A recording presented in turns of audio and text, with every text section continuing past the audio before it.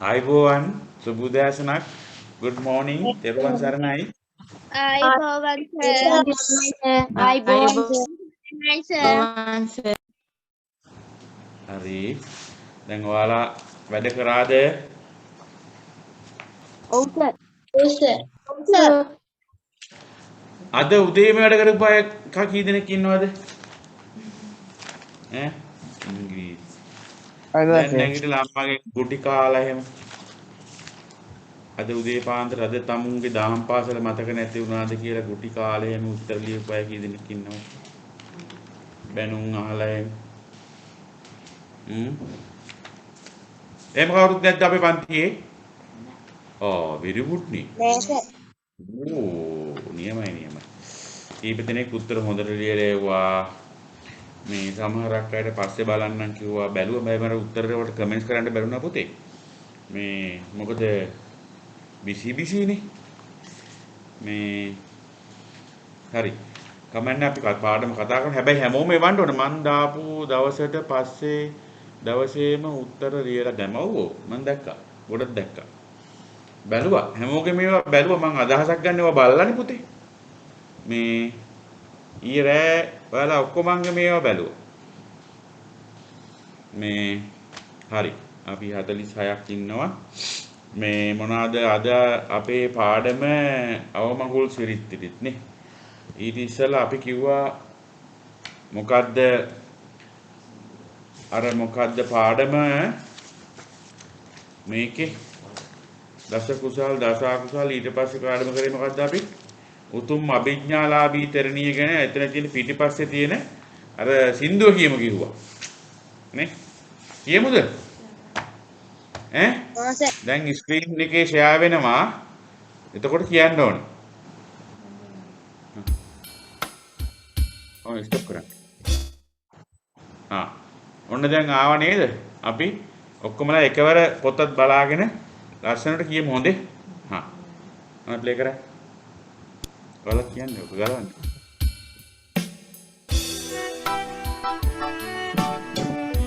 අපු යනකොට කියන්නේ හොඳේ.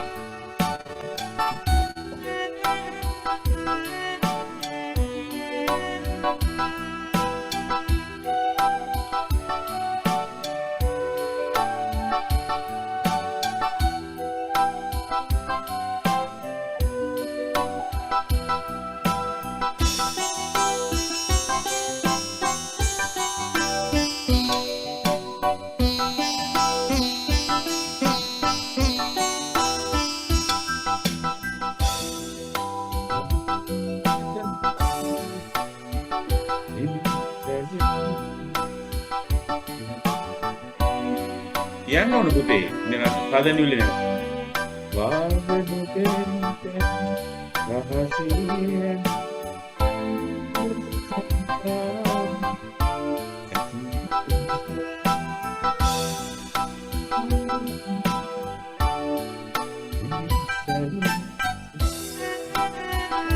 කියන්න ඕනේ. ඉතින් ඔහම ඉතල බෑ.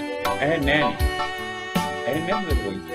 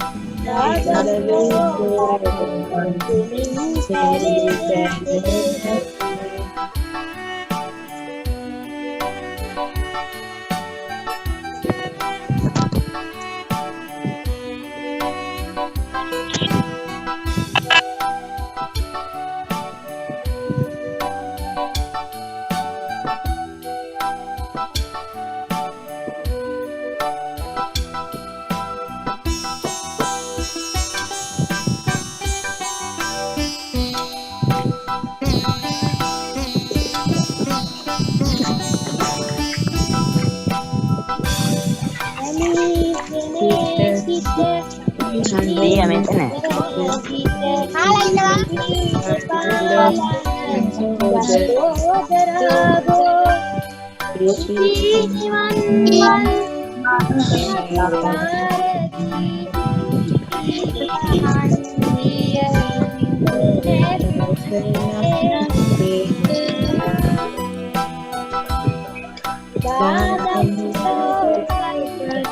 ඉවරයි නේ?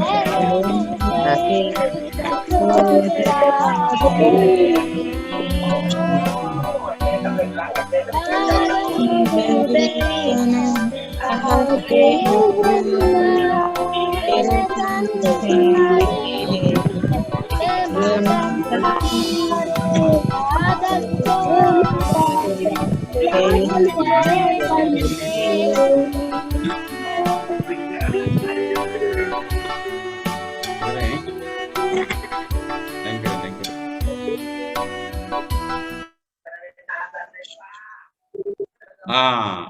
ඔයාලා ඔක්කොමලා හොඳට මේ කිව්වා. ප්‍රශ්නේ තියෙන්නේ සමහරක් අයට සිග්නල් නැහැ, සමහරක් අයට ප්ලේ වෙන්නේ පස්සේ. එහෙම වුණාම ටිකක් ඔය ගෝසාකාරී සද්ද ඇහුණා. නමුත් අපි හොඳ උත්සාහයක් යෙදුණා නේ. නේද? ඒ අතරේ සමහරක් අය ගේ ඇතුලේ වෙන වෙන කතාත් ඇහුණා. ඒ කතාද දන්නේ නැහැ. නේ? කොහොම නමුත් ගීතයේ සාධාරණයක් ඉෂ්ට කරා. ඒක නිසා ඒහිපාසික දහම් පාසලේ 8 කණ්ඩායම අපි ඊළඟ වටේට සමත් කරනවා. හරි. අපි ඔව්. හොඳයි පුතේ. නෑ අමාරුයි. අපි 50 දෙනා එකට හිටියා නම් ඊට වඩා අපි කියනවා නේද? 3-4 පාරක් කියලා හරි. ප්‍රශ්න තියෙන අපි ඈතනේ ඉන්නේ. ඇත්තටම පුතේ සිග්නල් ප්‍රශ්න තියෙනවා. සමහර අයට පස්සේ පේන්නේ, සමහර අය කියනවා පස්සේ ඇහෙන්නේ. ඒක නිසා තමයි ඔය ප්‍රශ්නේ. හරිද? අද කැමරාව හොඳයි නේ. සර් හොඳට පේනවා නේද?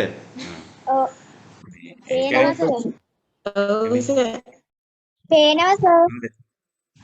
හරි. අපි යමුකෝ අද ප්‍රශ්න ටිකට. අපේ මොනවද පුතේ අද ප්‍රශ්න දුන්නේ දස කුසල් එකෙන් නේද ඉස්සෙල්ලා කරේ 21යි 22යිනේ කරේ. ඔව්. 21යි 21 පළවෙනි ප්‍රශ්නේ තමයි ශාලා නුවර වාසී බ්‍රාහ්මණයෝ අසලද ප්‍රශ්න මොනවද? මොනවද ඇහුවේ? ඇතැමුන් මරණින් මත කියලා හා දුගති වල අන්න රයිට්. එකත් පසක ඉඳගෙන අහනවා. නිරයේ අග දුගතිගාමී වෙන්නේ ඇයි? සමහරක් අය මරණින් පසු සැපතැනින් ඇතිවල එහෙම නැත්නම් සුගති වල උපදින්නේ ඇයි කියලා නේ. පුතේ ඔය දුගති කීයක් තියෙනවද? අපායවල කීයක් තියෙනවද කියලා අපි පිළිගන්නවද බෞද්ධයෝ හැටියට? 4. ඊට පස්සේ දිව්‍ය ලෝක කීයක් තියෙනවද කියලා අපි පිළිගන්නවද? 6යි. ඒක තමයි පුතේ අර චුට්ටි කාලේ ඔයාලට කියන්නේ අපේ බෞද්ධ ආච්චිලා 6-4 නොදේරන ළමයෝ කියලා බබාලා කියන්නේ. ඕක තමයි ඒ. අපි හිතන් ඉන්නේ 6-4 නොතේරෙන ඒ ළමයට ගණන් තේරෙන්නේ නැහැ කියලා දීලා තිනවනේ. නමුත් අපේ බෞද්ධ ආච්චිලා සීයලා ඉස්සර කාලේ 6-4 නොතේරෙන ළමයි කියන්නේ ඔන්න ඕකයි. 6-4 නොතේරෙනවා කියන්නේ පුතේ ඔයාලා චූටි කාලේ අපාය ගැන දන්නෙත් නැහැ, දිව්‍ය ලෝක ගැන දන්නෙත් නැහැ. හොඳද දන්නෙත් නැහැ, නරක දන්නෙත් නැහැ. ඒක තමයි ආච්චිලා කියන්නේ 6-4 නොතේරෙන ළමයි කියලා. එහෙම නැතුව මේ ළමයිට ගණන් බෑ. පයිතගරස් ප්‍රමේය, ඇරිස්ටෝටල් එහෙම නැත්නම් කවුද ගණිතඥයෝ තව ඉන්නේ? ඒ කට්ටිය ගැන දන්නේ නැහැ කියලා නෙමෙයි මේ කියන්නේ. රෝම සංඛ්‍යා, විජීය ප්‍රකාශන වලට දිනව නේද? ඒවා බෑ කියලා නෙමෙයි මේ කියන්නේ. 6-4 කියන්නේ 6ක් උඩ 4ක් යට. ඒවා තමයි ඒ දන්නේ නැහැ කියලා කියන්නේ. 6-4 නොතේරෙන ළමයි කියලා කියන්නේ ඒක තමයි. හරිද? එහෙනම් මොනවද කිව්වේ? අර කිව්වා ස්වාමීනි ඇතන් මිනිසුන් මියගිය පසු නිරේ උපදින බව දුගතගාමී වන බව අපාසා තිබෙනවා. තවත් සමහරු මියගිය පසු සුගති වල සැප ඇති තැන්වල උපදින බව අපි අසා දෙනවා. මේකට හේතුව මොකක්ද කියලා තමයි අහන්නේ දැන් මේ බ්‍රාහ්මණයෝ. නේද? ඉතින් ওই බ්‍රාහ්මණයෝ තමයි ඉස්සෙල් ඉන්දියාවේ පුති දඹදිව ගොඩක් මිඩිය බ්‍රාහ්මණයෝ. ඒකනේ දැන් කවුද අර තුන් දෙනා? කවුද? අර අයියලා මල්ලා තුන් දෙනා 500 300 200 හිටියේ. ජටිල බෑ ජටිලවද? තුම්බෑ ජටිලෝ. එයාලත් ඔය බ්‍රාහ්මණයෝ කියලා තියාගෙන අපි තමයි ලොක්කොයි කියන්නේ හිටපු අය තමයි. නේද? ඊළඟ ප්‍රශ්නේ. පුද්ගලයන් දුගතගාමී හෝ සුගතිගාමී වන්නේ කෙසේද? මොකද්ද? කොහොමද කියන්නේ කෙටියෙන්? යහපතේ හැතිරෙන අය මරණින් මතු උපදින්නේ නිරයවල දුගති වල ධර්මයේ හැතිරෙන යහපතේ හැතිරෙන අය උපදින්නේ ඔව් අධර්මයේ හැසිරුණොත් එයාලා උපදිනවා කොහෙද? දුගති වල ධර්මයේ හැසිරුණොත් එයාලා උපදිනවා සුගති වල. ඒක තමයි කෙටි හැඳින්වීම. මේ කෙටියෙන් කිව්වට පස්සේ මෙයා කියන මොකද්ද? භාග්‍යවතුන් වහන්සේ අපිට කෙටියෙන් කියලා දෙන්නේ අපිට හොඳට පැහැදිලි. ඔයාලත් එහෙමනේ. සමහරක් දේවල් කියවුවාම තේරුන්නේ නැහැ නේ සර්. මොකද්ද සර් ඒ කිව්වේ කියලා අහනවා. එතකොට ඉතින් අපි ආයෙ දිගට කියන්න දෙන්න ඕන. පැහැදිලි කරන්න. තේරෙනවද? බුදුහාමුදුරනේ කාලෙත් එහෙම තමයි. එක එක අයට එක විදිහට තේරෙන්නේ. ඒ කියන්නේ අර එක එක අයට එක එක විදිහට බණ කිව්වේ නේද? ගෞතමීට කිව්වා ගිහිල්ලා තල ඇට ටිකක් ගේන්න කියලා නේ. නෑ අබෑට හරි. අබෑට ටිකක් වාගෙන කිව්වා කවුරුත් මැරිච්ච නැති ගෙදරකින් නේද? එතකොට යාර තේරුම් ගත්තා ඒක නේද? ඊට පස්සේ ওই විදිහට අර කවුරුද බාරද්දාජයට මොකද්ද කසිත් වාච වපිත් වාච බුද්ධාමීති කිව්වේ මතකද? වවාගෙන කාපන් කියලා කිව්වේ එක්කෙනාට මොකද කිව්වේ? නාගුල පිය ගහ ඈ ඒවා උපදේශ කරන බණ කිව්වා නේද? රාහුල හාමුදුරුවන්ට වෙන විදිහට බණ කිව්වනේ. අරයට මොකද රජෝහරණම් කිව්වේ කවුද? එක්කෙනෙක්ට එහෙම බණ කිව්වනේ. මතකද? අදීප අභිෂේක් ඔවුනම් කමන්නේ. අකුසල් සිදුවන ප්‍රධාන දොරටු මොනවාද? ඒවයින් සිදුවන අකුසල් කීයද වෙන වෙනම ලියන්න. දොරටු කීයද? තුනයි. මොනවද? තුන්දරයි. සිත, කය, වචනය. සිතින් කීයද? 3යි. සිතින් 3යි, කයෙන් 3යි, වචනේ 4යි. සිතින් 3යි, කයෙන් 3යි, වචනේ 4යි. දැන් පුතේ මේක නෑ නේද? අපි අර එපා කියන්නේ මොකද්ද? සුරාමේරියද කොහෙද නෑ නේද ඔකේ? නෑ. සුරාමේරිය නෑ. ඒ කියන්නේ ඒකට පව් නෑ කියලාද? පව්. ඒකත් පව්. මේ ගොඩෙන් ඒක එළියට ගිහින් තියෙන ප්‍රධාන කාරණාවක් තියෙනවා පුතේ. ඒක අපිට අර මොනවද? කයින් කරන වැඩි මොනවද පුතේ? ප්‍රාණඝාතය සොරකම් කිරීම ඊට පස්සේ අර කාමයේ වැරදි ලෙස හැසිරීම කියලා. කාමයේ වර්ධවා හැසිරීම. පංචකාමයේ කියන්නේ මොකද්ද පුතේ? පංචකාමයේ කියන්නේ මොකද්ද? ඇස කන නාසය දිවකත ශරීරය නාසය දිව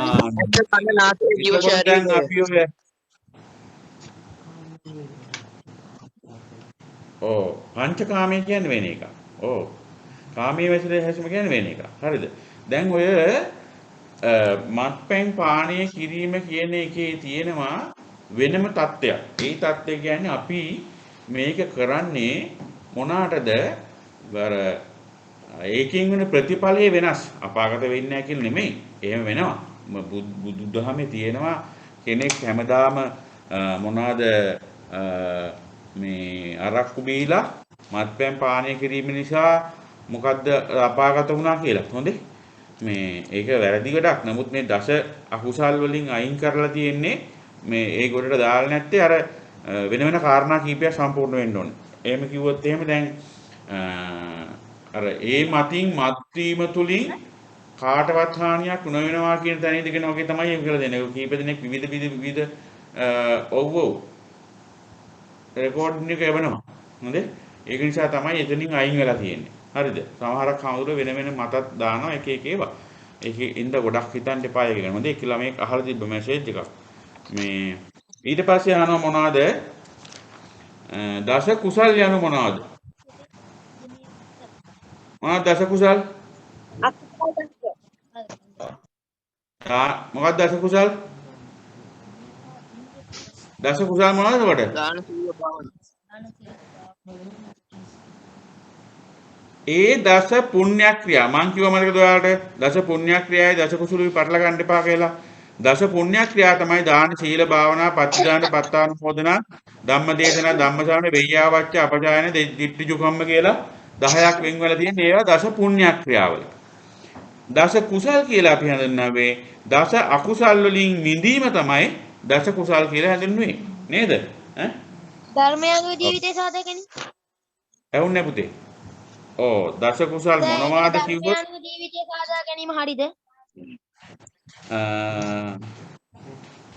ඒක සරල වැඩි නේ සංක්ෂිප්ත කරලා වැඩි.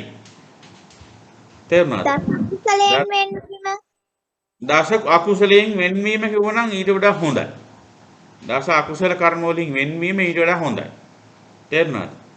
දස කුසල් හා දස අකුසල අතර ඔබ දකින්න වෙනස මොකද්ද? අන්න හොඳ ප්‍රශ්නයක්. ඔයා මොනවද දකින්නේ දස කුසල් දස අකුසල් අතර වෙනස? ඈ? කුසල කියන්නේ දෙන අය ධර්මචර්යාවල යෙදෙනවා සමචරිවා දසකුසල් කියන්නේ පාප ක්‍රියා. දස අකුසල් කියන්නේ අධර්මිෂ්ඨ ක්‍රියාව නැත්නම් පාප ක්‍රියා. දස කුසල් කියන්නේ ධර්මිෂ්ඨ ක්‍රියා, සමාජයට හානියක් නොවන, Tamanට හානියක් නොවන හොඳ වැඩ නිසා ඒකේ හානියක් කිසිම පාර්ශවයකට වෙන්නේ නැහැ නේද? මේ දස කුසල යෙදෙන අයට ලැබෙන ප්‍රතිඵල මොනවද? මොනවද ලියලා තින්නේ? ලියලා තිබ්බ ගොඩක් අය මරණයෙන් පසු සුගතිවල උපදිනවා කිව්වා පොතේ තියෙනවා. තව දස කුසල් වල යෙදෙනවා නම් තව මොනවද? මේ සමාජයේ මොනවද වෙන්නේ? පිළිගැනීමට ලක් වෙනවා. මිනිසුන් අතර කැපී පේනවා. තේරුණාද? ඊට පස්සේ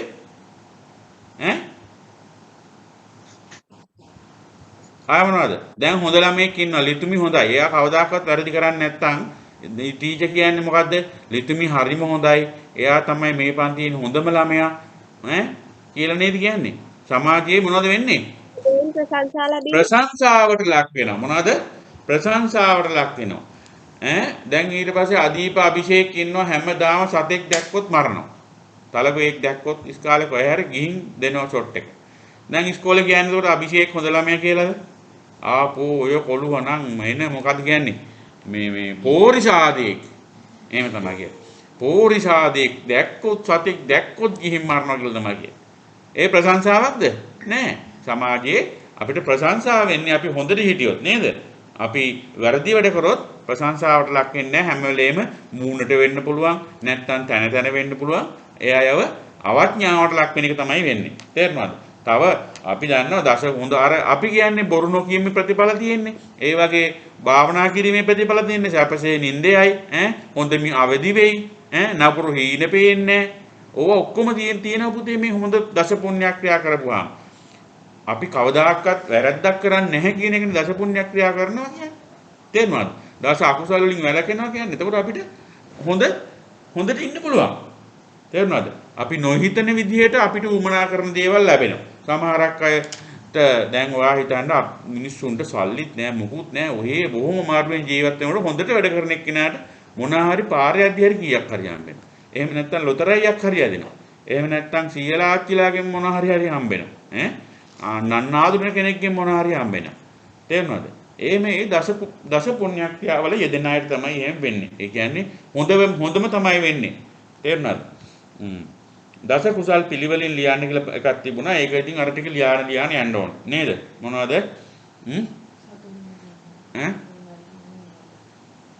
දස කුසල් කියන්නේ සතුන් මැරීමෙන් වැළකීම, හොරකම් කිරීමෙන් වැළකීම, අන්න ඒ ටික සහයම ලියන්න.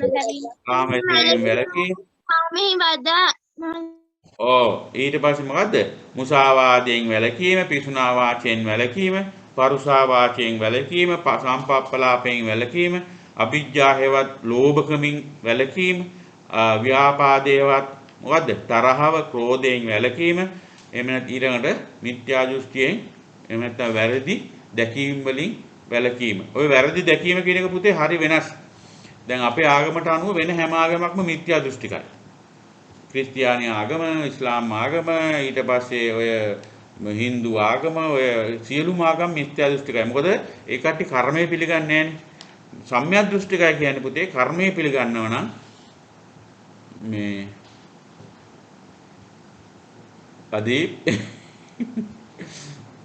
අදීප් මොනවද ලියන්නේ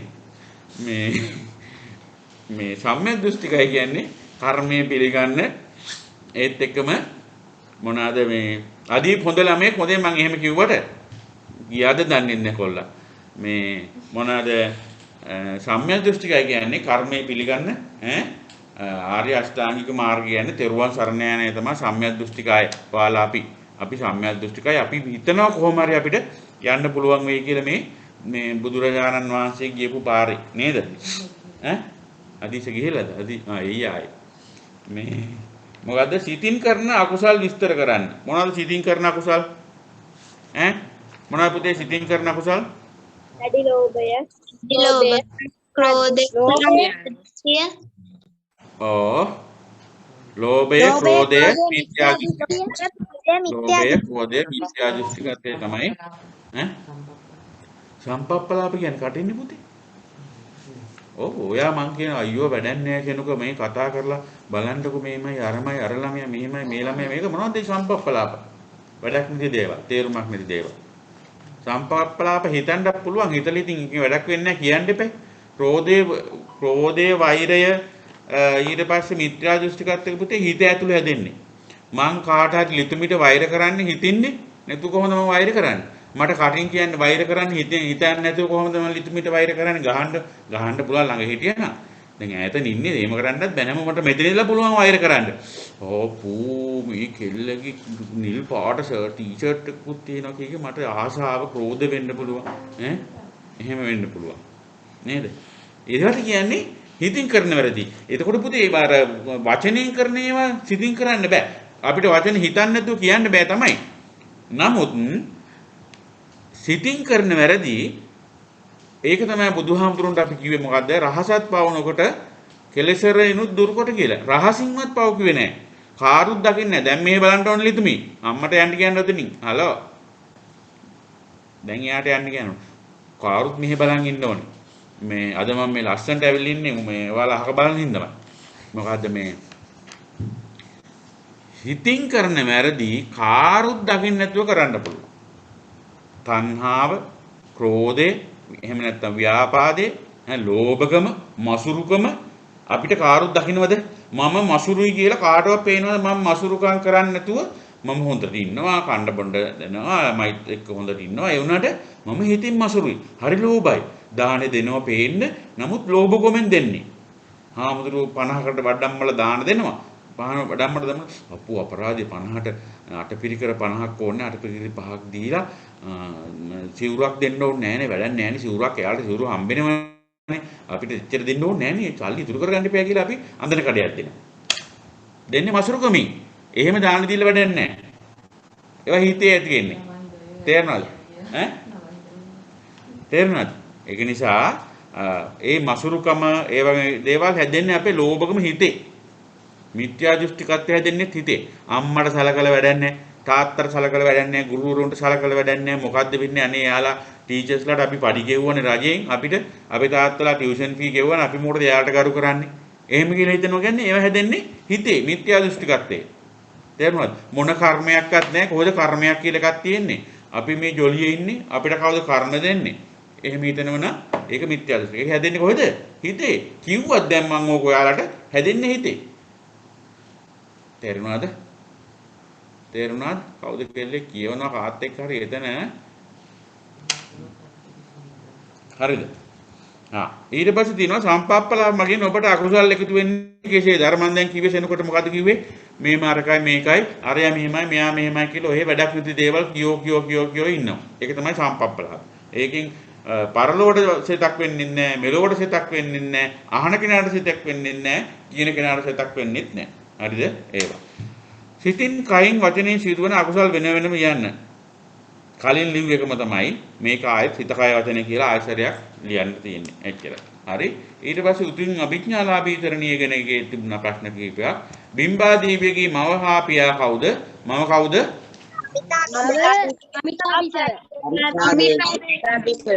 කවුද? අමිතා දේවී. අමිතා බිසව. අමිතා බිසව. එයා කවුද? එයා සුද්ධෝදන රජු. සුද්ධෝදන රජතුමා සහෝදරයෝ ගොඩක් හිටියලුනේ නේද? නෑ මේ සුද්ධෝදන රජුණන් නෙමෙයි මේ වෙන එක්කෙනෙන්නේ. රාහුල මාතාට සැඳුනුනේ කවුද? කවුද රාහුල මාතා කිව්වේ? යසෝදරා දේවී. තව නම් කිව්ව නේද යාට? මොකද්ද කිව්වේ අපි?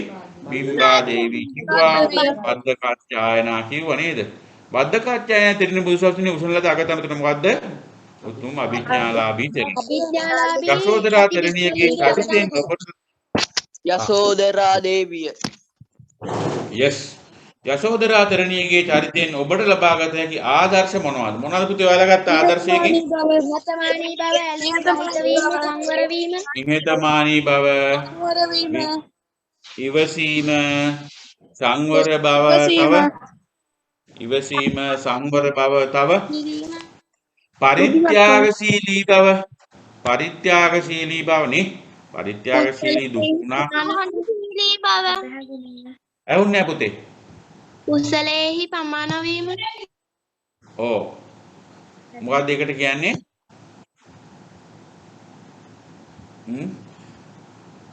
අර බුදුහාමුදුරන්ගේ ඒකයි බුද්ධානුශාසනකේ මොකද්ද?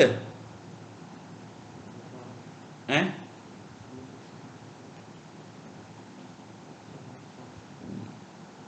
මතක නැහැ.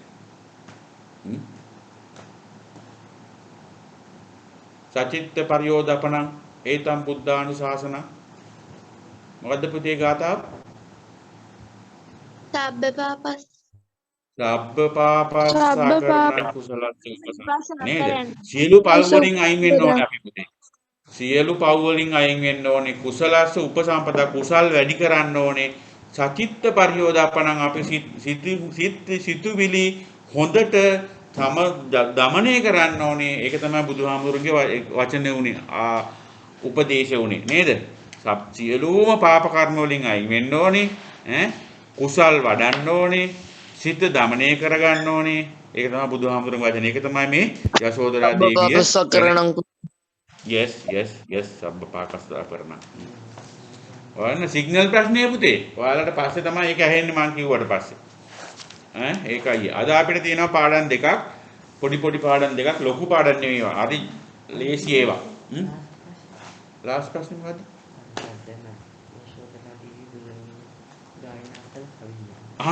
ඕනේ ඉන්න. තව ප්‍රශ්නයක් තිබ්බනේ. නරසීය ගාථානේ. යශෝදරා දේවිය මොනවද පුතේ බුදුරජාණන් වහන්සේ ගාථා කරේ මේ කියපු කවි? නරසීහ ගාථා. මොනවද කිව්වේ? චක්කවරංකිත රත්න සුපාදෝ මතකද? නේද? ලක්ඛන මණ්ඩිත ආයතපන්නි චාමර චත්ත විභූෂිත පාතෝ ඒතයි තුය්‍ය පිතා නරසීයෝ නේද? ඒ තමයි තුය්‍ය පිතා. ඔයා පුතාගේ තුය්‍ය පිතා ඔයාගේ පියා නරසීයෝ. නරයන් අතර ලොක්කා. අපේ මිනිසුන් අතර ලොකු එක්කෙනානේ බුදුරජාණන් වහන්සේ කියන්නේ නේද?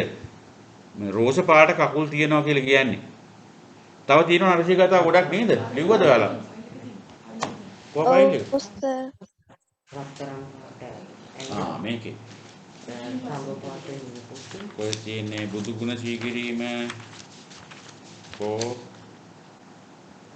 මහා ඔයද පුතේ? මහා මංගල සූත්‍රය, සතන සූත්‍රය, මහා මංගල කතා නේද පුතේ? චිත්තාතා මේ තියෙන්නේ. චක්කව ඒක ගොඩක් තියෙන්නේ පුතේ කිව්වොත් එහෙම. ඊට වඩා වාගේ ප්ලේ එක ලස්සනයි නේ. දාන්නේ. අහලා මියන්කෝ අපි නරසීය ගාථා ටික සෙනුක හදලා තියෙනවා සර් ස්ක්‍රීන් ෂෙයා කරන්න. හරි ස්ක්‍රීන් ෂෙයා කරන්න නරසීය ගාථා දාලා ශක්‍ය කුමාරක මොකද්ද කියන්නේ? උතුම් සක්සලකුණෙන් යුතු රතු පාටින් හැබනා වූ මනාපායවලක් ඇති ඕනේ නැත්තම් වෙලා මදි පුතේ.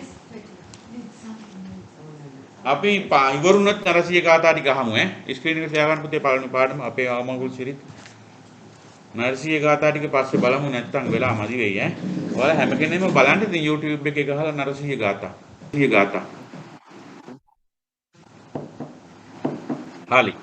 හරි.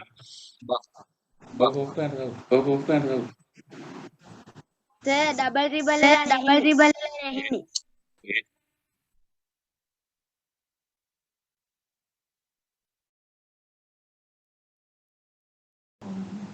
හරිද? हरी හරිද පුතේ? හා හරි. हरी අපේ අවමඟුල් ඔයාලා දැන් මලගෙවල් වල යනවනේ. පහුගිය දවස්වල නම් මලගෙවල් වල ගියේ නැහැ. අපි නේ. හොඳ නැති නිසායි. Good. You share the sounds there. That's the double नहीं පොඩ්ඩක් ඉන්න. सर दोबारा कहना දැන් ඇහෙන්නේ නැහැ දෙපාරක්. හරි නේද? हरी सर ඔව්. දැන් ඔයාලා මේ දවස්වල මලගෙවල් වල යන්නේ නැහැ. මොකද ප්‍රධාන කාරණාව අපේ අර මේවා මොනවද? කොවිඩ් නිසා. නැත්තම් සාමාන්‍යයෙන් අපි මලගෙවල් වල යනවනේ. මලගෙවල් වල ගියපුවම පුතේ ඔයාලා කරන්නේ එක්ක මලගෙදරට ඇතුළට ගිහින් මිනිහ ගාවට ගිහින් ඔම මැන්දා. එළියෙන් හිටියා තේ එකක් විව කැරම් ගැහුවා. කාඩ් සෙල්ලම් කරා. ඔහේ ආවා. එහෙමනේ කරන්නේ. එහෙමද? එහෙමද කරන්නේ ඔයාලා? ඇහෙනවද?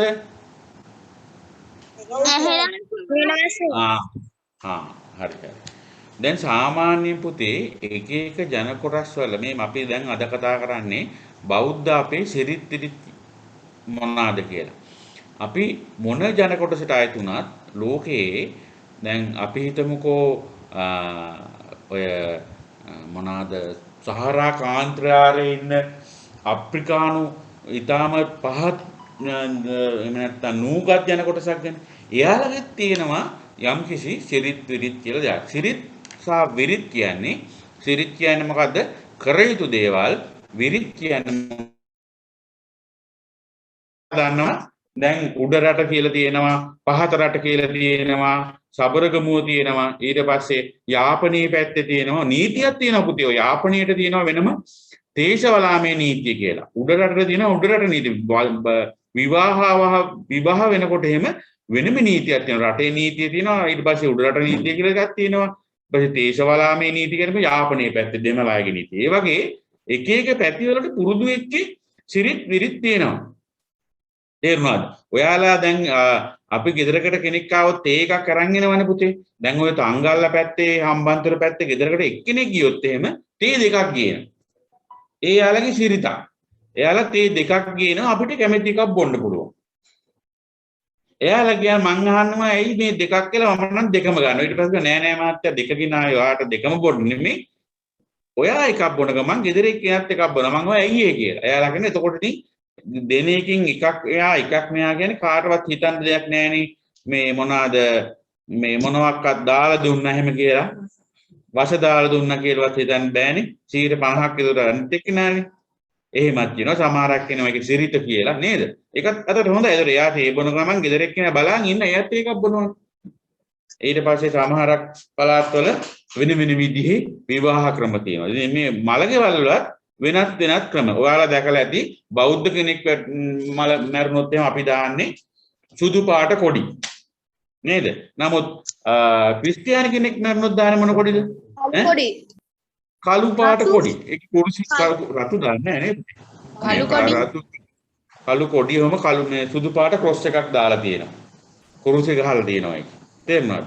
ඊට පස්සේ අපේ අය කරන්නේ මොකද්ද? දැන් සමහරක් අය කරන්නේ දැන් ඔන්න අඟහරුවාද සඳුද මැරුණොත් එහෙම සඳරෑ 12න් ඉස්සලා කොහොම හරි ගෙදරට ගේන්න බලනවා. ඇයි ඒ? අඟහරුවාද මිනිහෙකට ගන්න හොඳ නැහැ. අඟහරුවාදයි සිකුරාදයි දෙකේ මිනිහෙකට ගන්න හොඳ නැහැ කියලා තමයි මෙයාලා කියන්නේ. ඕවා පුතේ ලංකාවේ දේවල් නෙමෙයි. මේවා ඉන්දියාවේ බ්‍රාහ්මණයෝන්ගේ තිබුණා අඟහරුවාදට සහ සිකුරාදට නාන්න හොඳ නැහැ. ඒක නිසා මෙයාලා කිව්වා මිනිස්සුන්ට අඟහරුවාදා සහ සිකුරාදා දවස් දෙකේ මිනි ගෙදරට ගන්න හොඳ නැහැ. ඒ යාළුවාගේ සිරිත් තිබුණා මිනි නාවල තමයි ගෙදරට ගන්න. අඟහරුවාදා සිකුරාදා දෙකේ මිනිස්සුන්ට නාන්න හොඳ නැහැ. ඒතර මිනිස්සුත් වතුරට බහින්නේ නැහැ. මේ බ්‍රාහ්මණයෝ ටික කරන්නේ මොකද්ද? අඟහරුවාදායි සිකුරාදායි දෙකේ යාළුවා ගඟට බහැලා නානවා. එයාලට හොඳ වතුරට එන්න ඕන නිසා තමයි මෙයාලා ගණික අයට කිව්වේ අඟහරුවාදා සිකුරාදා දවස් දෙකේ මිනිස්සු නාන්න හොඳ නැහැ. මලගෙවල් කරන්න හොඳ නැහැ එහෙම කියලා. ඉතින් දැන් ඒ බ්‍රාහ්මණ සිරිත් අපේ සිරිත් වලට එකතු වෙලා. තේරුණාද? ඒ බ්‍රාහ්මණයන්ගේ සිරිත් අපේ මේ සිංහල බෞද්ධ සිරිත් වලට ඇවිල්ලා. එහෙම නැත්නම් මේ අපේ ජන සමාජයේ සිංහල ජන සමාජයේ බෞද්ධ කෙමේ අඟහරුවාදා සිකුරාදා නැහැ. දැන් අපේ චර්ලගේ තාත්තා මරණෝනේ 1993 සැප්තැම්බර් 25 වෙනිදා නැති වුණා. හරිද? ඒ දවසේ ඇවිල්ලා සඳුදා දවසක්. සඳුදා දවසේ ඉස්පිරිතාලේ අඟහරුවාදා මේ දැන් ගෙදරට ගේන්න ඕනේ. දැන් කට්ටිය කියනවා දැන් ගේන්න බෑ. බදාදා උදේ පාන්දර රෑ 12යි එකට ගෙට ගමු. මං කොනේ නේ. ඕනේ නෑ. මම පුංචි. ඕලවල්.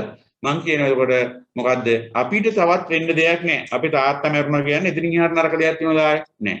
මොකද අපිට නම් ප්‍රශ්නයක් නෑ. තාත්තා මරුණා නරක දෙයක් ආයෙ වෙන්න දෙයක් නෑ. කරුණා කරලා මිනිහ ගෙට ගන්න එලි තියන් ඉඳු මොනවක් නෑ. මිනිස්සු අමුතු තැන්වල ඉන්නේ. අපිට එහෙම පුතේ කොහෙවත් තියෙන දේවල් ගැන හිත හිතින් දුමනාවක් නැහැ. සිකුරාදා වැඩ කරන්න හොඳ නැහැ කියලා එකක් නැහැ. නේද? වැඩ කටයුතු කරන්න බෑ. දැන් කොවිඩ් කාලේ මොකද උනේ? අඟහරුවාදාවත් සිකුරාදාවත් තිබ්බද? මැරිච්ච ගමන් ගිහින් පිච්චුවා. නේද? තාත්තයි දැන් සාමාන්‍ය තියෙන පුතේ අපේ ජන සමාජයේ අම්මයි තාත්තයි ජීවත් වෙලා ඉන්නවනම් ළමයි පුච්චන්නේ නැහැ. මරුණා. තේරුණාද? වැඩිමහල් සහෝදරයෝ ඉන්නවනම් බාලය පුච්චන්නේ. එහෙම සිරිත් තියෙනවා. නමුත් දැන් එහෙම සිරිතක් ක්‍රියාත්මක වුණාද නැහැ. ඒ එක එක පැතිවල එක එක වෙනස් වගේම ඒ සිරිත් වලට මේ පෞද්ගලික දවස්වල නම් මූලික ස්ථානයක් දුන්නේ නැහැ. අපිට අට මොනවද පාංශකූලයක්වත් දෙන්න උන්නේ නැහැ නේ. සමහරක් අය නිකම්ම ගිහින් මේ ආදාහනය කරා. සමහරක් අය ගෙවල් වල පාංශකූලය කරා. සමහරක් අය ඔන්ලයින් පාංශකූලය කරා. එක එක විදිහට මේ කටයුතු කරා. දැන් මලගෙදරක් කියන්නේ පුතේ අතිශයින්ම කනගාටුදායක අවස්ථාවක්. ශෝකයේ වේදනාව සංවේගයේ හැදෙන තැනක්. ඒක නිසා තමයි අපි ඔයාලගේ ගෙදරක මලගෙදරක් වෙච්ච ගමන් පුතේ ගෙදර එල්ලලා තියන විචූර්ණ රූප જાති අනම්මන සමහරක් අය නම් අනිත් පැත්ත හරනවා. සමහරක් අය ඒව ඔක්කොම ගලවලා ගිහින් තියෙනවා. ඔය ලස්සන බල්බ් චෙට් අනම්මන තිබ්බනම් ඕව අයින් කරලා බොහොම සහැල්ලු චාම් පරිසරයක් හදනවා මිනිහේ තියෙන තැන සහ ආවට. තේරුණාද? ඒ හදන්නේ අපිට මොකක් වෙන්නද? සංවේගය, වේදනාව, ශෝකය වගේ දේවල් ජනිත වෙන්නේ. ඒත් එක්කම සතර සතිපට්ඨානේ දැන් නම් ටිකක් ආයෙත් ගෙවල් වල සතර සතිපට්ඨානේ දානවා. සතර සතිපට්ඨානේ කියන්නේ පුතේ මොනවද? ඕනම බුදුරජාණන් වහන්සේලා පහළ වෙච්ච සියලුම බුදුරජාණන් වහන්සේලා දේශනා කරපු ධර්මයේ තමයි සතර සතිපට්ඨානේ කියන්නේ. සතිපට්ඨාන මොනවද? මේ රූප වේදනා සහ මොකද්ද අපි ඔය භාවනා කරන්නේ මේ මොකද්ද බුද්ධානුස්සතිය වේදනානුස්සතිය ඊට පස්සේ මොකද්ද පුතේ මේ අනුස්සති හතර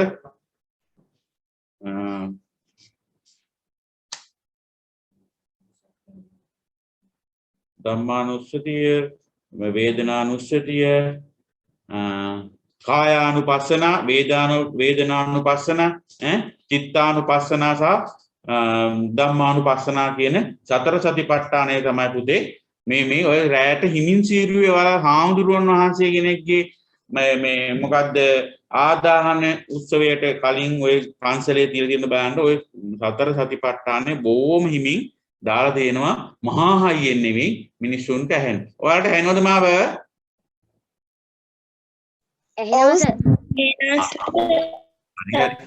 මම බැලුවා හොල් එකකින්වත් මීක් සද්දයක් නැති හින්දා මේ හරි ඒ වේදනා මේ මොකද්ද කායානුපස්සනා වේදනානුපස්සනා ඒ වගේ මේ අපිට අවබෝධ කරලා දෙන්න තමයි දාන්නේ අපේ සිත හැදෙන්න ගෙදර අයගේ ඥාතීන්ගේ හිත හැදෙන්න ඕන ඒක නිසා තමයි පුතේ හාමුදුරන් වහන්සේලා වැඩම කරලා ගෙදරට දැන් ඔයාලා දකින්න පුතේ ගෙදරට වැඩම කරනවා ඉස්සර කාලේ සර්ලා පුංචි කාලේ ගෙදරට වඩින්නේ නැහැ හාමුදුරුවෝ.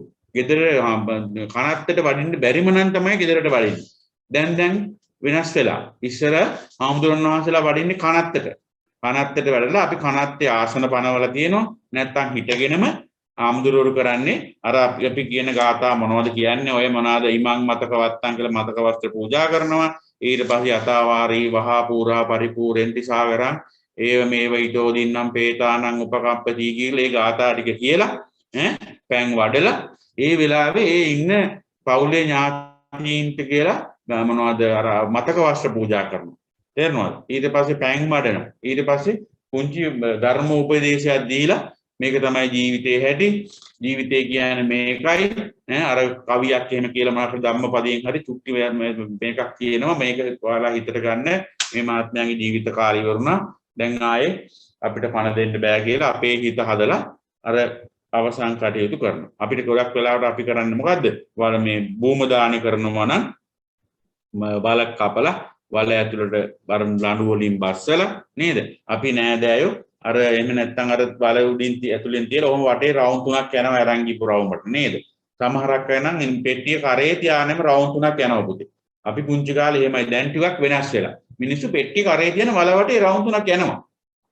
ආයේ මේ පෙට්ටිය බිමින් තියලා නෙමෙයි. වලේ කරේ තියාගෙනම රවුන්ඩ් 3ක් ගිහිල්ලා වලෙන් තියලා ඇතුළට බස්සලා ලණු වලින් ඒ ලණු දෙකත් ඇතුළට දාලා මේ පස් අහුරු දානවා නේද? අර ඔයාලා තරහ වුණාම කියන්නේ අච්චි කොච්චි මිරිස් බේබි මම ඔයා එක්ක ආයේ යාළු වෙන්නේ නැහැ. මම මැරුණාම මගේ වලට පස් දාන්න දෙන්න ඕනේ නැහැ කියලා නේ. ඒ වගේ හැමෝම වලට පස් අහුරක් දානවා. ඒ තමන් ඒ මැරිච්ච කෙනාට කරන ගෞරවයක් නේද? මට නම් හැබැයි අපේ තාත්තා මැරිච්චාම මට පස් දාන්න හිතුන්නේ නැහැ. ඉතින් අපේ තාත්තව මම පස් දාලා යට කරනවා වගේ හැඟීමක් තියෙන්නේ. ඒකින්ද දැම්මේ නෑ මම. නමුත් ඉතින් ඒක තමයි සිරිත වෙලා තියෙන්නේ නේද? අපි එයාට කරන ආදරයත් එක්ක තමයි ඒක වෙනස් වෙන්නේ නේද? අපි පුතේ අපි ආයට ආදරේනේ. ආදරයෙන් වෙන්වීම දුකක්. මොනකක්ද ඒකේ දුක පුතේ? ආදරය කරන අය වෙන්වීම මොකද තනදි දුක? ඈ? මොකක්ද ඒ දුක? ප්‍රියංගෙන් වෙන්වීම දුක. ප්‍රියේහි විප්පයෝගෝ දුක්ඛෝ නේද? ප්‍රියේහි විප්පයෝගෝ දුක්ඛෝ. ප්‍රියය වෙන්වීම දුකයි. අපිට දුකයි. ඒක නිසා අපි අඬනවා, වැළපෙනවා.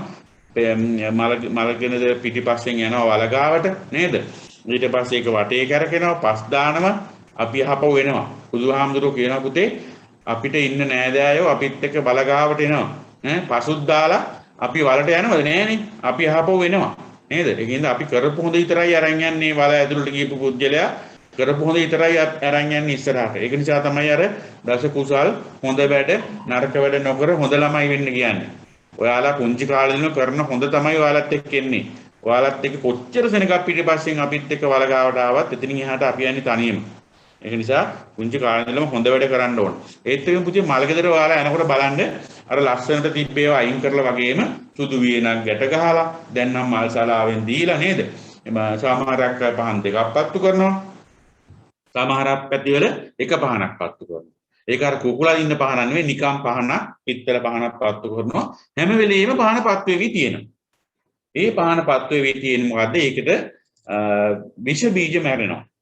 තේරුණාද? විෂ බීජ මැරෙන නිසා තමයි පුතේ ඔය අපේ මලගෙවල් වල අනිවාර්යයෙන්ම කෑම දෙනකොට වට්ටක්ක හැම දෙනවා. වට්ටක්ක වලින් පුළුවන් විෂ බීජ මැරීමේ හැකියාව අපේ මානසික උත්තේජනය කරලා ඔය නිදි මරන්න පුළුවන් එහෙම දෙනවා. ඒකයි මිනිස්සු ඉතර මලගෙවල් වල වට්ටක්ක අනිවාර්යෙන් තියෙනවා. දැන් නම් ඉතින් වට්ටක්ක කියන්නේ නැහැ බුෆේ කන්නේ දාන්නේ. නේද? ඈ? ඔව්. ඒ සමහරක් පැතිවල තියෙනවා පුතේ මේ මලගෙදර ඉවරුනහම හදන කෑමක්. ඒකට කියනවා මේ මොනවද මලබත කියලා. සමහරක් පැතිවල නැහැ. ඉතින් ඔය ප්‍රදේශයෙන් ප්‍රදේශෙට මේවා වෙනස්. ලංකාවේ මම දැක්ක එක දෙයක් තියෙනවා. හැමතැනම මලගෙදරක් සිද්ධ වුණාම සුදු වියන්ගත් බඳිනවා. දහම් පාසලේ YouTube link එක එවන්න පුළුවන්. එවන්න. ඊට පස්සේ මේ මොනවාද? බුලත් හෙප්පුව තියන්නේ අපි පිරිත් ගෙදරකට නම් බුලත් කොලේ හොඳ උඩට තියෙන පැත්ත උඩට ඔහොම කරලා තියෙන්නේ. මලගෙදරක තියෙන්නේ කන පිට ගැරලා ගහලා. අර නැට්ට උඩට තියෙනවා. යටපැත්ත බුලත් කොලේ යටපැත්ත තමයි උඩට පේන්නේ. ඒ කියන්නේ මේක මේ මලගෙදර කියන එක හැඳුන්වන්න. දුක ශෝකයේ ලස්සන නෙමෙයි මේක. ඔයේ තියෙන්නේ. ඊට පස්සේ මලගෙදර මිනිහ වැඩ කරලා ගෙදර ආපු ගමන් මිනිස්සු කරන්නේ ඒ බුලත් ටික අනිත් පැත්ත හරවන. ගොඩක් පැතිවල පුතේ මලගෙදර මිනිහ ගෙදරින් එළියට ගන්නකොට අර කඩපු හදපු වියන්නේම කඩලා දානවා. මිනිස්සුන්ගේ සිරිත්. එයාලා කරන මේ වියන වැඩන්නේ අපිට ආය ඕනේ නැහැ මේක. සමහරක් අය මතයක් තියෙනවා මේ වියන තිබ්බොත් තවත් නිමියක් ඒට කියනවා. එහෙම වෙන්නේ නැහනේ. ඊට පස්සේ සමහරක් අය කියන විෂ බීජ මැකෙන්න කියලා ගොම ගන්නවා. කහ වතුර දී කරලා එහෙනම් මිනිහ එළියට ගත්තට පස්සේ. ඔව් ඇත්ත කතාව. අපි දන්නවා මිනිහක් කියන්නේ මේ ගොඩක් විස බීජ තියෙන දෙයක් ඔයාද අපිද ඔයාලද ආච්චිලාද සීයාද අපි ආදරය කරන කවුරුණත් ඒ වගේ තියෙන විස බීජ. ඉතින් විස බීජ එළියට යනකොට එතන විස බීජ හරණය කරන එක හොඳයි. කහ දියර කියන්නේ ඉතාමත් හොඳ විස බීජ හරණය කරන්න පුළුවන් ගුණයක් තියෙන ස්වභාවික දෙයක්. ඒ නිසා තමයි මිනිස්සු කහ දියර ඉසින්නේ. හරිද? ඊට පස්සේ බලන්නකො දැන් ඕන්න ඊට පස්සේ මේ බොහොම සරල ඇඳුමක් අඳලා මිනියට බොහොම සරල ඇඳුමක් බලන්න ගොඩක් වෙලාවට නැෂනල් එක එහෙම නැත්නම් සාරිය එහෙමත් නැත්නම් කෝට් අඳින අයත් ඉන්නවා සුදු පාට කෝට් මේ කල් ෂර්ට් එක දාලා කෝට් එක දාලා එහෙම දාලා මේ බොහොම සරල විදිහට තමයි කරන්නේ මොනවද කිව්වේ ඊට පස්සේ මලගෙදර අපි හාමුදුරුවෝ වැඩම කරලා හාමුදුරුවෝ කරන්නේ මොකද්ද මේවා කරාට පස්සේ මිනිස්සු ඉතින් ಗುಣ කතන කරනවා නේද සමහරක් ಗುಣ කතන කරනකොට ಗುಣ කතන වෙන්නේ මැරිච් කෙනාට නෙමෙයි ගෙදර ඉන්න එක්කෙනාට නේද මේක ඇවිල්ලා මේ මහත්මයා හරි හොඳයි අපේ ප්‍රදේශ වලපා මැරලා තියන්නේ යන එයාගේ තාත්තා ಗುಣ කතන කරන්නේ පුතාගෙන ඒකත් අතට පුතෙක් හොඳට හැදුවේ තාත්තා හොඳ නිසා වෙන්න ඕනේ නමුත් ඉතින් අර මිනිස්සුන්ගේ හිත හැදෙන්න තමයි වැඩිපුරම ಗುಣ කතන වලින් වෙන්නේ ඒ සුජීවත්ව ඉන්න මිනිස්සුන්ගේ හිත හැදෙන එක තමයි. අපි තාත්තා මෙහෙම කරානේ තාත්තා නරක මිනිහෙක් නෙමෙයිනේ හොඳයිනේ. එහෙම කියලා තමයි ඒ අයට එන්නේ. ඊට පස්සේ අපි සාමාන්‍ය මල ගෙදරක් වුණාපුවාම උණ ගමන් ආම්දුරොන්ට ගිහිල්ලා ආරාධනා කරන අපේ ආම්දුරනේ අපේ ආමේ දහත් වට්ටියක් හදන් ගිහිල්ලා අපේ තාත්තා අන්තරා වුණා. මේ ඊට පස්සේ කවද්ද කියන්න ආම්දුර කියනවා නම් අහවල් දවසේ ගමු කියලා. නේද?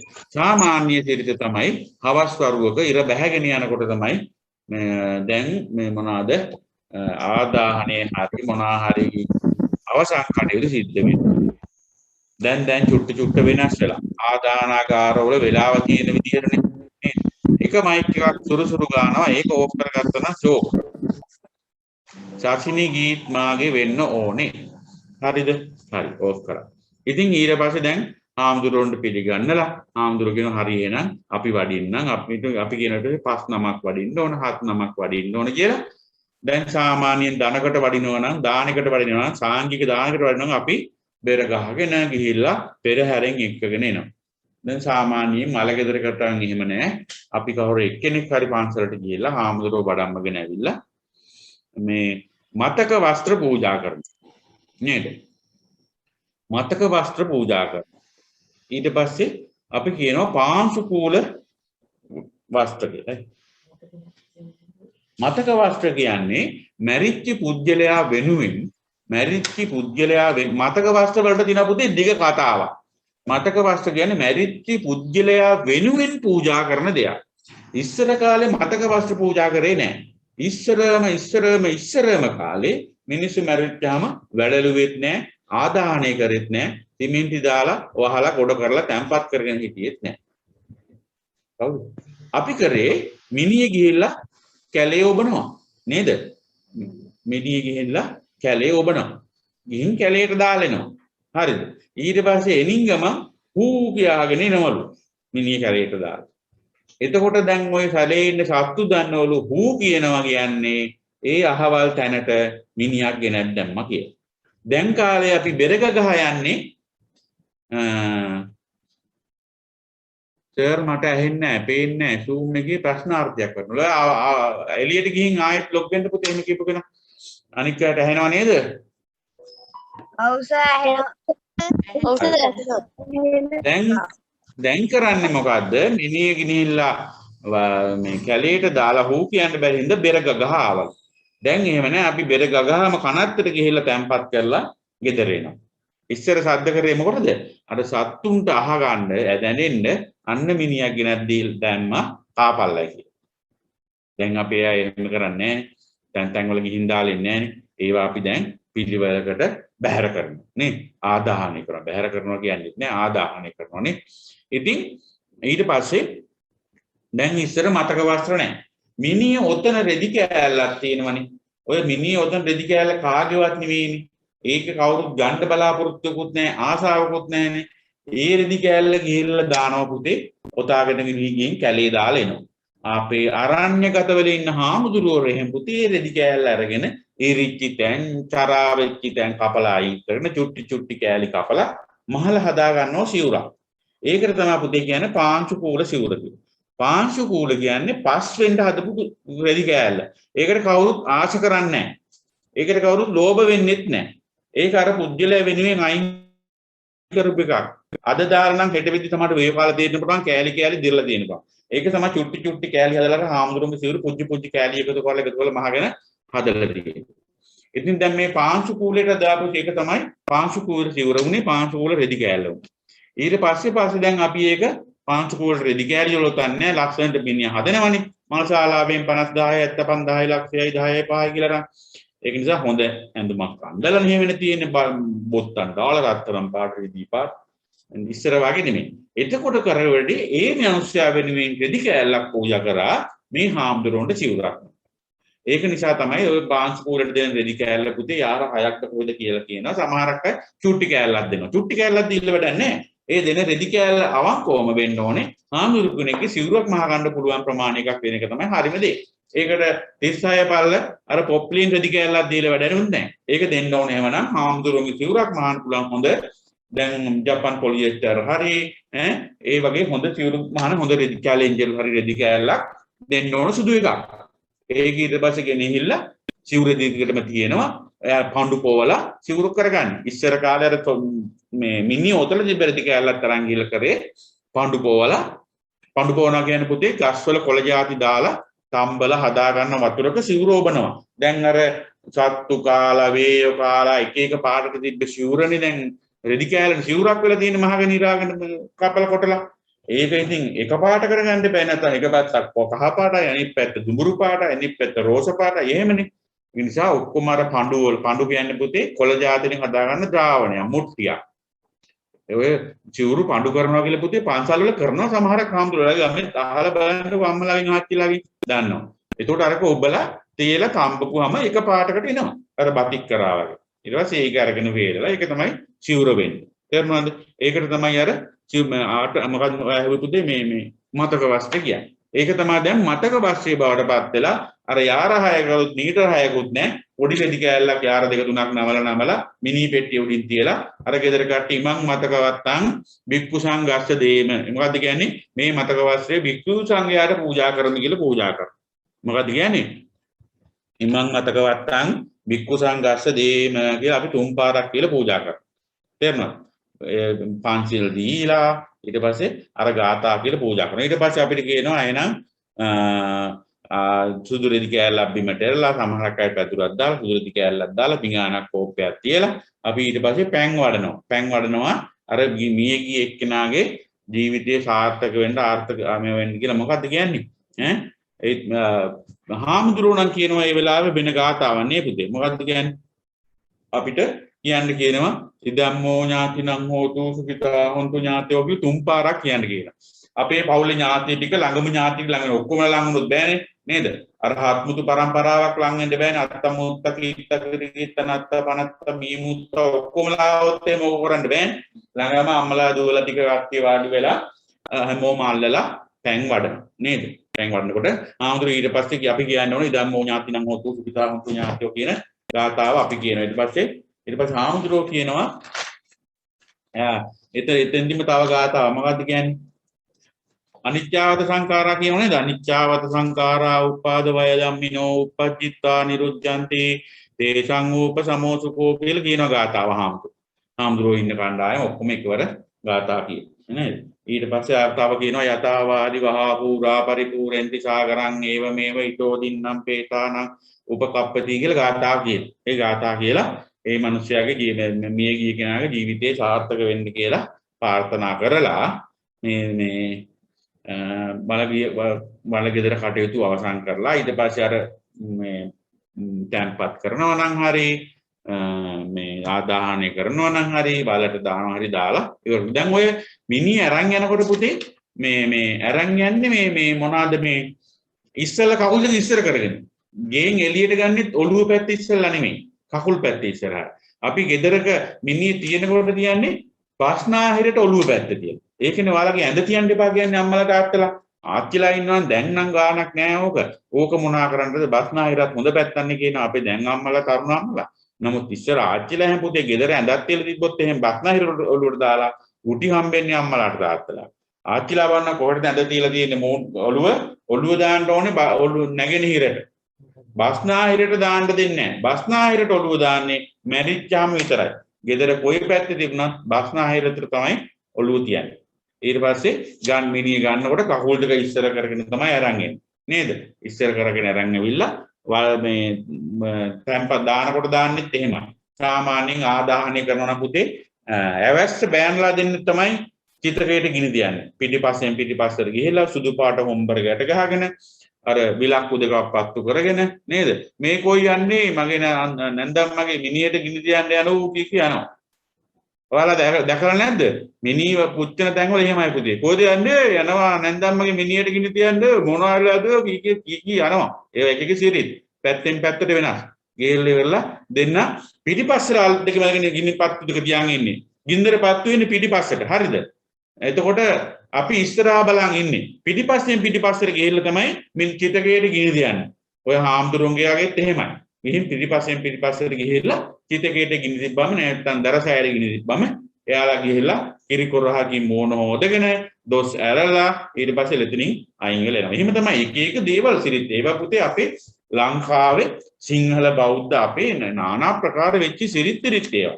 ඒවා නරකයි හොඳයි ඔයාලා කාටවත් කියන්න බෑ මේවා හොඳයිද නරකයිද නරකයි කියන්න බෑ මිනිස්සු පුරුදු වෙච්චා ඊට පස්සේ හැදෙන්නේ මානසික සහනයක් බෑන කෙනෙක් නැති වුණොත් කවුද ගිනි තියන්නේ ඈ ඉස්සරහේ කියනවා ආපෝ ඔබ තමයි මගේ තොහොනට ගිනි තියන්න ඕනේ කෙනා කියලා කියනවා ආච්චිලා එහෙම ඒ බෑන කෙනෙක් මේ බෑන කෙනෙක් හම්බුණා දැන් ඇවැස්ස බෑනලා නැති වුණාම ඉතින් දැන් නම් ඉතින් කරනවා තමන්ගේ දුවක් බැඳපු එකනත් බෑනනේ එහෙම අයත් කරනවා තේරුණාද නමුත් ඇවැස්ස බෑනෙක් තමයි ඒකට තියන්නේ ඇවැස්ස බෑන කියන්නේ ඔයා තාත්තගේ නංගිගේ පුතා හරි අම්මගේ අයියාගේ පුතා හරි ඇවැස්ස බෑ නෑදෑකමින් බෑනා එයා ළමයෙක් බැඳපු නිසා බෑනා වෙන්නේ නැහැ ඔයාලගේ තාත්තගේ බෑනෙක් වෙන්නේ ඔයාගේ තාත්තගේ බෑනෙක් වෙන්නේ තාත්තගේ අක්කගේ පුතෙක්. තේරුණාද? ඇවැස්ස නෑදෑකම් කියන්නේ ඒවා විවාහයක් නිසා හැදෙන නෑදෑකම් නෙමෙයි සහෝදරකම් නිසා හැදෙන නෑදෑකම්. තේරුණාද? ඇවැස්ස මස්සිනා සමග විවාහ නොවෙන්න කියලා බෝඩ් එකම ගහලා තියෙන්නේ ඉස්පිරිතාලවල. ඇවැස්ස නස්සිනා නෑනා කියන්නේ තමන්ගේම තාත්තගේ නංගිගේ පුතා. ඔයාලගේ ඇවැස්ස නෑනා වෙන්නේ ඔයාගේ අම්මගේ මල්ලිගේ දුව තාත්තගේ